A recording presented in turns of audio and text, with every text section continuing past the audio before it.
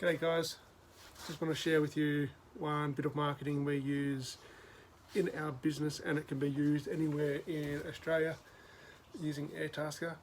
So sign up for the Airtasker, download the app, set up a profile, do all that nitty gritty stuff that you need to do when you first sign up to anything, and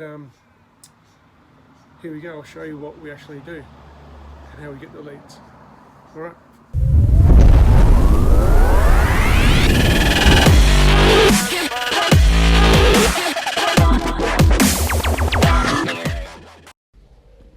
Alright guys, download the Airtasker app. As you can see there's the postings and the prices that the client wants for you to complete the job.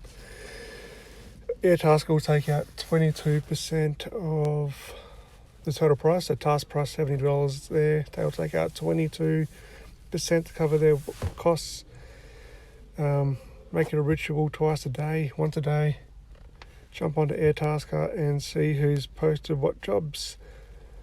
Quite simple. Make it a daily habit. Alright guys, so I just showed you Airtasker in Perth. That was this morning.